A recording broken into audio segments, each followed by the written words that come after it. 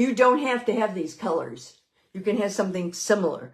So I have a baby blue up here, and you can use any light blue. I have a tan. That's not necessary. In fact, for years, I never even knew what tan was. I use ivory more than tan. If you want to make, I use tan for shadowing on the sand, but you could just add a little brown to your ivory and it'd be fine. I have Copenhagen, and I have a dark brown, which is rich brown, but if you don't have rich brown, there's a lot of others that are very dark.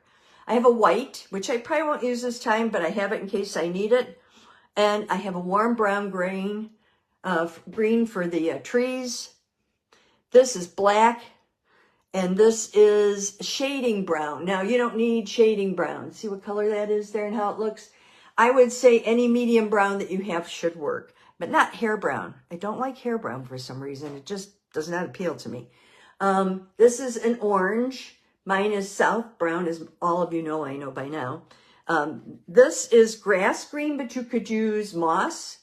And this is egg, but any yellow will work. You just want a bright yellow because we're going to be putting it on the sand to kind of give it a little bit of a sunny look. And the bright yellow works really, really well. We're going to start with the sky. We always start with the sky. Oh, brushes. I'm going to use, of course, my filbert. This is a number 16 filbert. It's really thin. See how thin it is? That's one of the reasons I love it. The thinner it is, the easier it is to make a nice sky with. We're going to use a pointer. This is a number 2. I'm definitely using my scroller this time, for sure. I didn't use my number 2 very much. Let's see what else. Oh, and I definitely am going to use this one, which is a Sharf, and it's a 3/4 inch Sharf square shader. And if we use others, I'll mention them because right now I don't know which ones I'm going to use, except that I'm definitely starting with this one. And I always try to go as far as I can with my filbert because it just gives me the best color and the best coverage. So, okay, starting with the sky, you're going to do baby blue. Go over. And this is why I say, you know, it's not really worth tracing in things like the trees and stuff, because all you're going to do is go over them and it's going to turn your paint all black, but it will fire out. So don't panic. Come down the side of the lighthouse and get that color in there. I'm going to have to clean my brush because it's kind of gunky. There we go.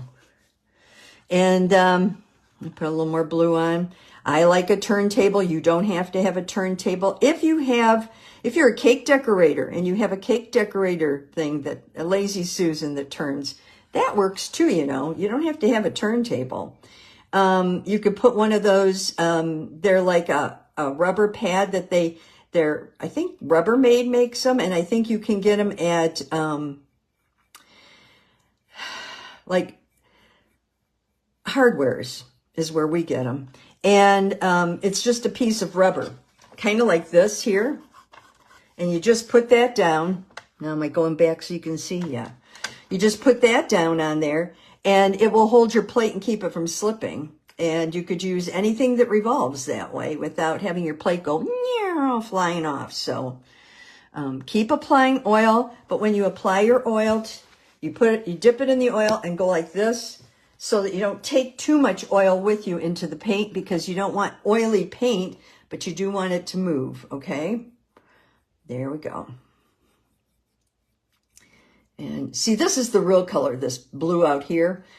And this color can go over the edge a little bit because the whole edge is going to eventually be blue. But try not to do too much now. I mean, wipe it off before you fire it, because otherwise you'll get 2 layers and then it won't look the way you want it to look. Now, let me show you what I did here. You're going to want to go over this gently, and you're going to want to go over your trees. You just keep kind of feathering things around. Go at the end of your brush, the very tip of your brush down here, and just pick, pick, pick, pick, pick. And that will give you kind of a cloudy effect. And then I would take this, which is a Q-tip. For me, I'm just going to go around because I'm going to forget to do this. And if I do, it's going to give me a double layer on the rim, and I don't want that. So I'll just get it off this way. There. Okay. Okay, now for the water, this is the way I do my water. Everybody does it differently. I come across and down because I want to make sure that it's on either side of the lighthouse. If you leave your lighthouse white particularly, think about what colors you're going to do things, because if you leave your lighthouse white, you have to have blue by it. So you kind of have to think about how it's going to look in the long run. Now this time you're just putting these on lightly, but you want to leave a little white to look a little bit like waves. And here's a trick. You can do it one of two ways. You can either do this, where you leave the little white in there. And you want that back line to be a little darker.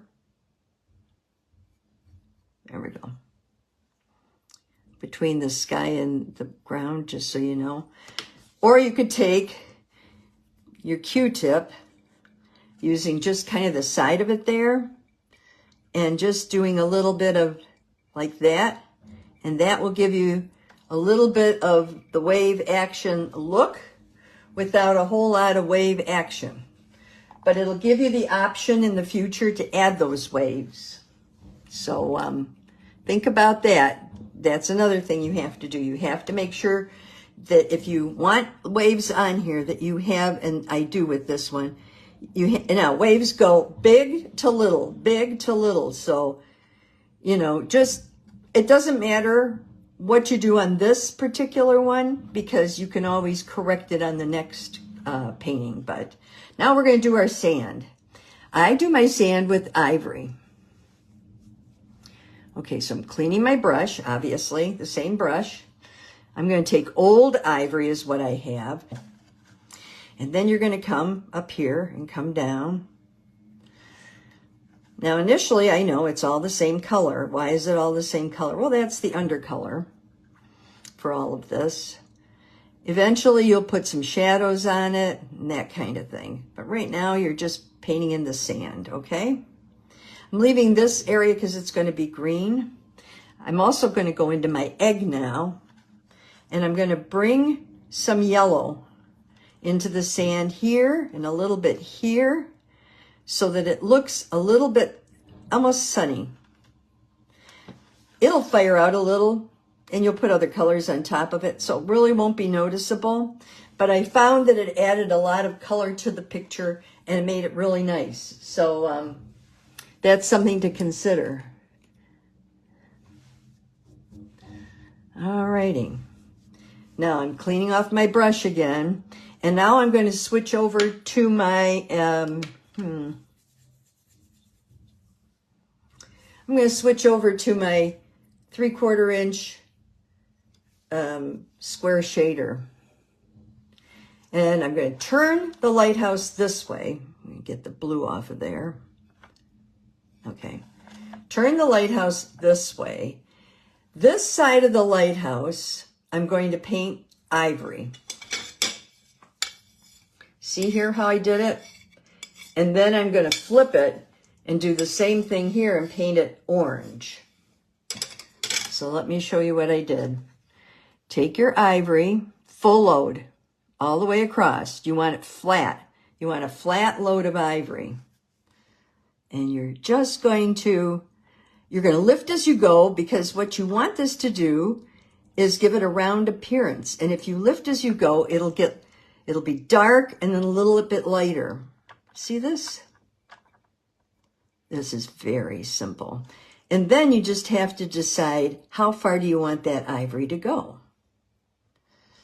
You don't have to clean your brush. You can put it right into the the orange, but if it's not enough oil on there, it really won't work for you. So you're going to have to do it this way. Those are my little windows there, see? See how I'm letting the colors blend, but I'm trying to be consistent about the color that's down this side, okay?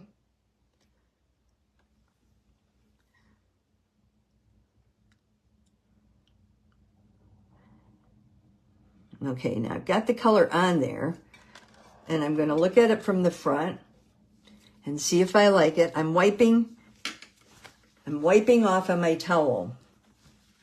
And I'm going to just lightly come back this way, just so the, oops, overdid it.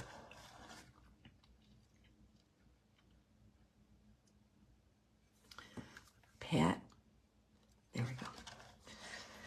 Now you can even put a little ivory on your brush if you want and just come back this way a little bit. But make sure you keep patting because you don't want to take that orange over to the other side. I think I want a little more orange down here. So I'm going to put a little more orange down here. Come on, come on. Cooperate, cooperate. I actually saw this light. This is a Michigan lighthouse, and I just love it. We went out to it, and it's an all brick lighthouse, but it's an old one. So the brick is kind of that Chicago brick, that kind of orangey brick. Hang on, I'm losing the oil here, and that's my problem there. Okay, and then we'll take it back the other way. All right. Now, don't play with it too much. If it's not the way you want it this time, it will be next time. You actually want it about the depth of this here. So if you play with it a little and you get it a little too dark, that's fine. It's going to fire out a little bit because it's orange. And so now the only other thing I want to do is I want to just gently kind of, okay, smooth it. You have to be so careful. Oh, and here, I failed to get the yellow in.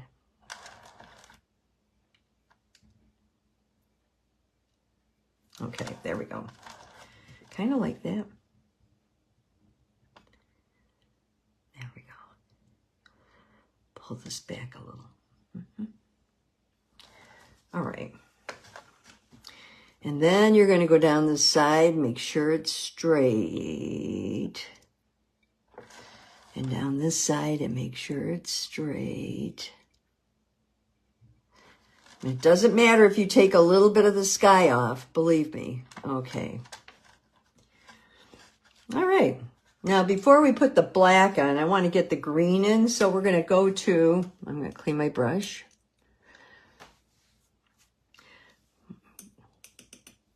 So I'm going to use my scroller with shading brown, which is my medium brown. I'm going to turn this upside down, and I'm going to start and pull these little trees up over here. In Michigan, and I don't know how it is other places, but when our trees and things grow in the sand, like these are here, they're real spindly. They're not very pretty. Usually, they're kind of weak. A lot of bottom growth. Let me get over here too. A lot of bottom growth as far as sticks, but the leaves kind of stay up on the top, and it's just, and they usually tend to go towards, I need more oil. They usually tend to go one direction, like here, they'll go this direction because they're kind of wind blown, and they'll kind of go down, they'll lose their roots. Their roots will come out down below here. So I'm just putting them in.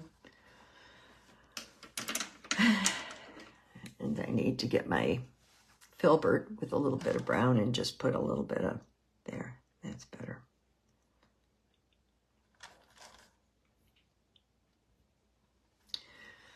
Okay, I'm going to take my tan and just do a little bit of dark here, a little shading. Oops. Wet on wet, meaning it's already wet underneath. We've already got 2 layers of color there. And I'm going to take the brown and just put it up in here too. And then I'm just going to redo these base. There, there, there, there. Okay. I'm doing them in a lighter brown this time, so next time I can do them in a darker brown. And if I think they're too thick, I just push it back with the Q-tip. Okay.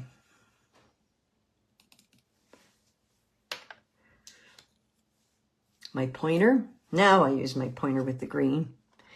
And this is how the leaves look. They're a little individual, sparsely done leaves. So that's what you want to do. You want to do sparse leaves on here. Just a few here and there. They don't have a lot. And this is a typical Michigan tree by the water. They don't have a lot of leaves on them. We're just going to put little leaves here and there. They're kind of windblown.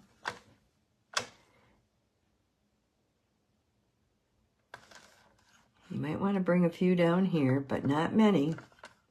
Most of them are up on the top.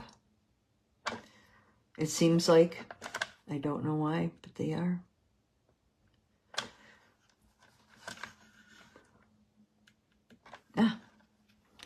You can mix a little warm brown green in with them if you want.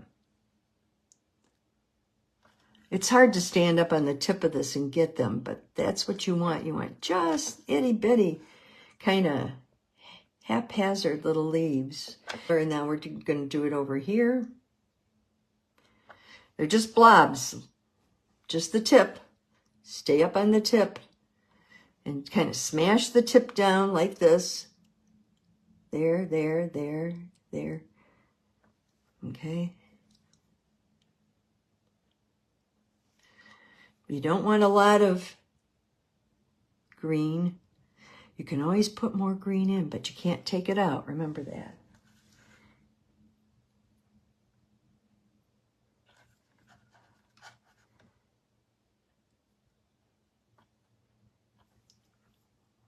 Just put a little back down in here. Okay. Next time what we'll do is we'll put some of the sticks in that are down at the bottom of the hill and things like that. But right now we're just trying to lay in the basics. Kind of make it look nice or the way you want it to look. Okay, I think that works for me. Maybe a little more over in here. All right. And then the last thing we're going to do for the green,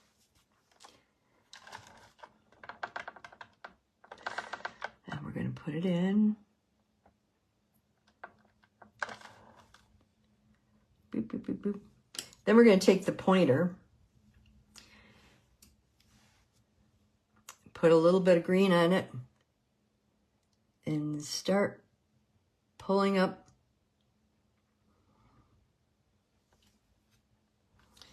these little grassy, kind of a seagrass, beach grass. I'm sure you've seen it. I'm taking my grass green,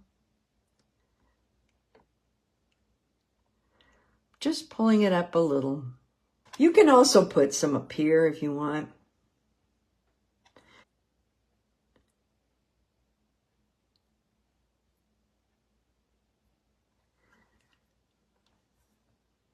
There we go.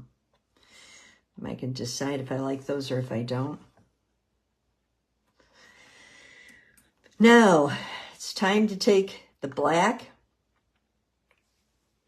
So I'm going to put it on my scroller.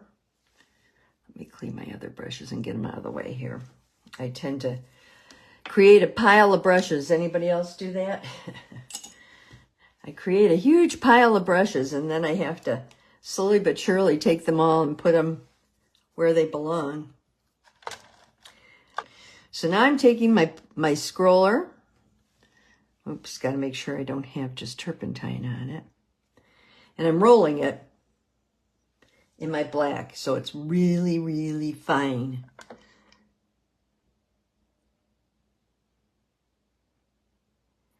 This is what I meant about make sure you have extremely, extremely straight lines.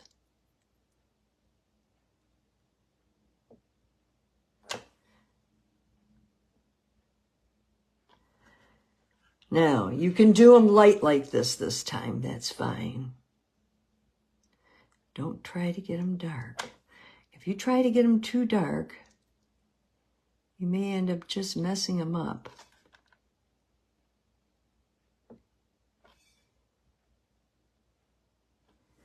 Okay. Turn it as you need it. Turn your piece as you need it. I'm going to have to work upside down here.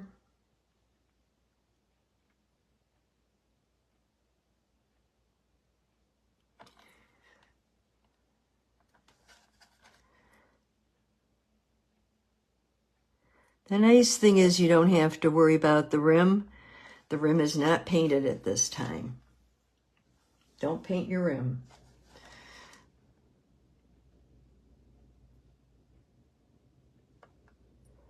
And you can paint just a little across here. Leave a little of a highlight. It might be too blatant, but right now it doesn't really matter because you can always correct it on the next time.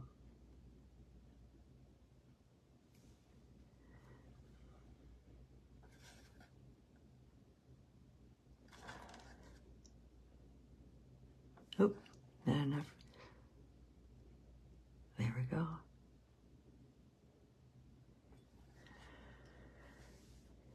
And just keep painting.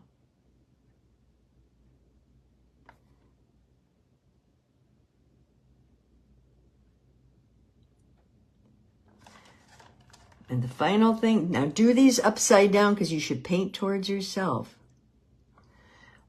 You can also do them backhanded. I've done that before.